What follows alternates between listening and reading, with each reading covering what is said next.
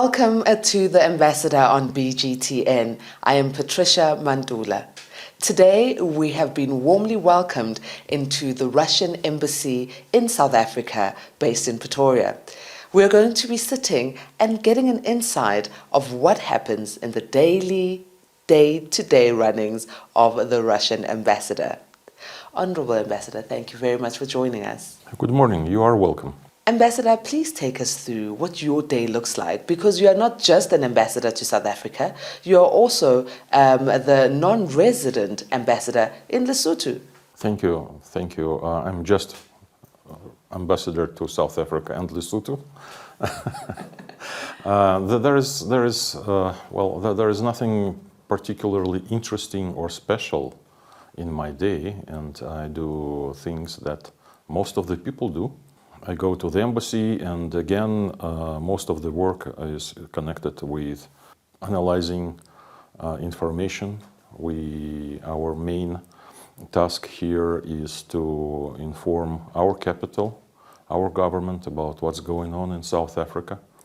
So we try to cover all major information outlets, who is writing what are the main subject matters. I switched to receiving people. Perhaps this is the most enjoyable part of the work personally for me, because I love talking to people and I like listening to their stories.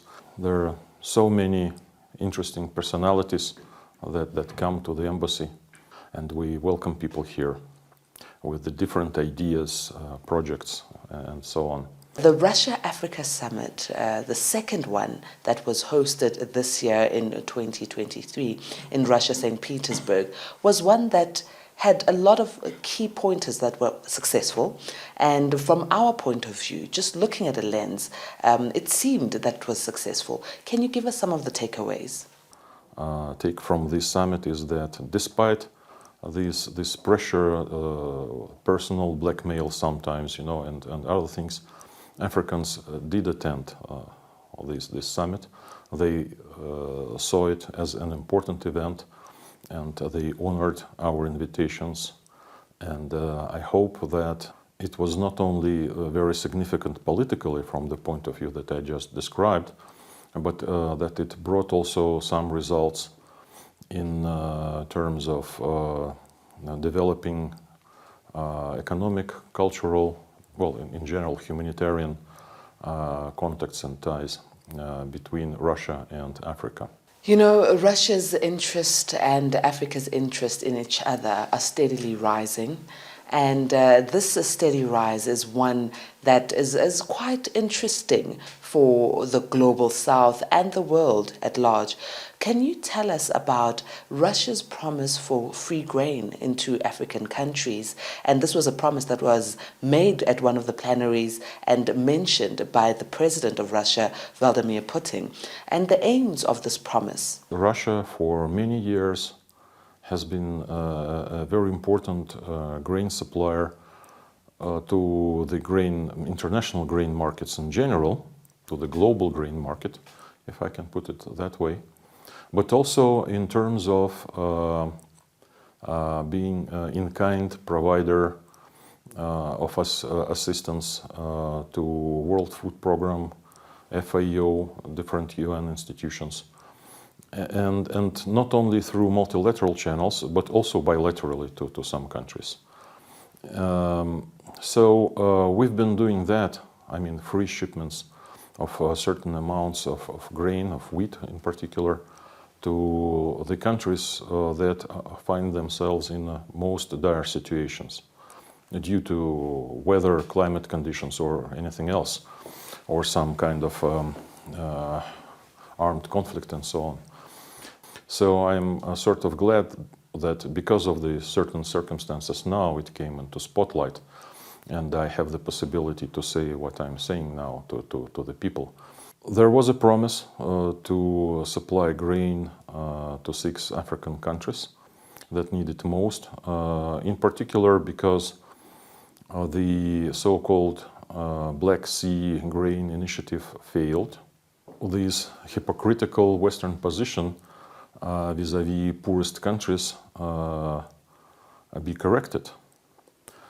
Why I'm calling this hypocritical position? Because from the 39 or so million tons of Ukrainian agricultural export that was allowed to be shipped from the Ukrainian Black Sea ports, only a small fraction went to non-Western world, non-Western countries.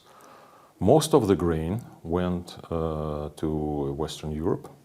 Only 2.something% was destined for the poorest countries. So that was a sham.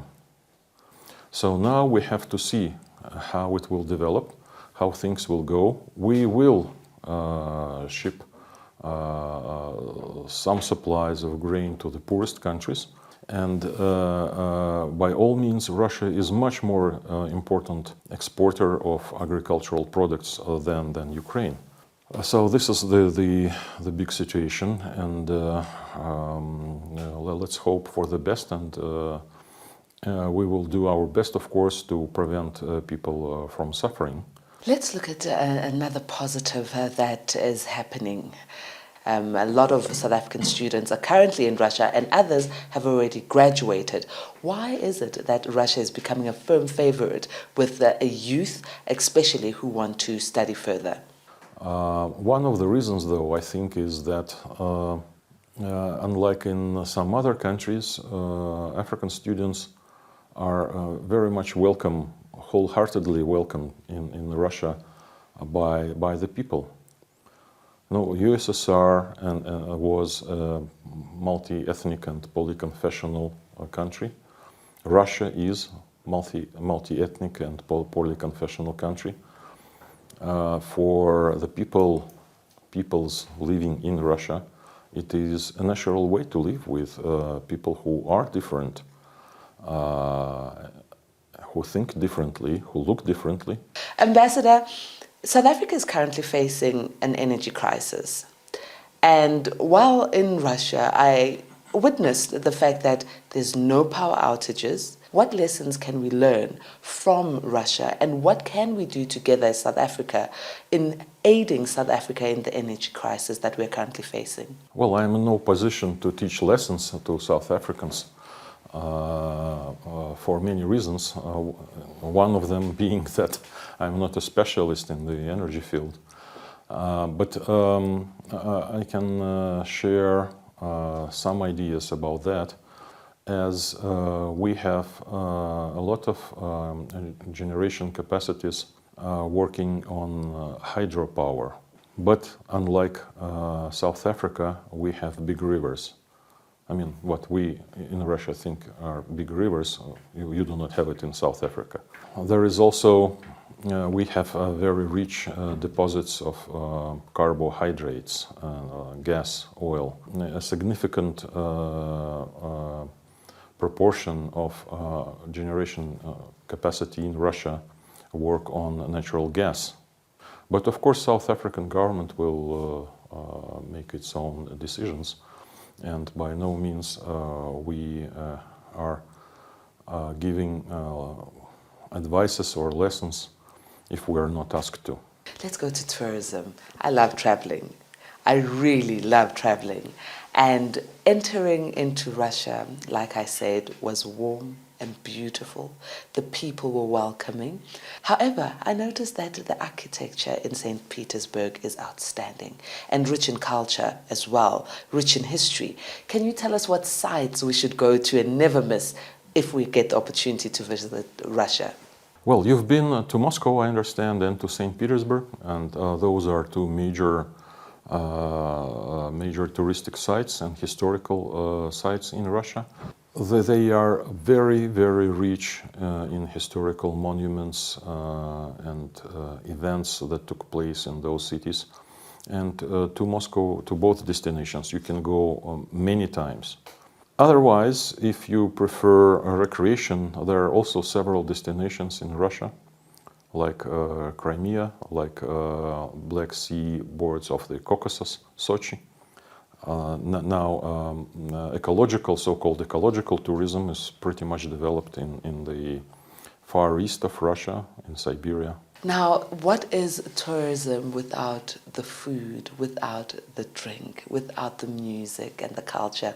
Maybe tell us what are some of the favorite dishes that one has to taste when they are in Russia, and maybe the beverage of choice. Let's begin with the food, though. One of the favorite hot soups in Russia is borscht. But Ukrainians, Belarusians, and Lithuanians, and perhaps Poles would also claim that it's their national dish. So food does unite us. But there are other, and many, many others. As for drinks, you know that vodka is a relatively recent invention, just 200 years, maybe a little bit more than that. It is a recent, if measured against overall Russian history. So most favorable drinks were honeys that were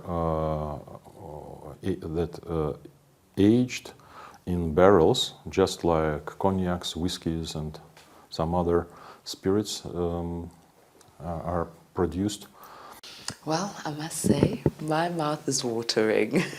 I'm taken back to my time in St. Petersburg. I enjoyed the food.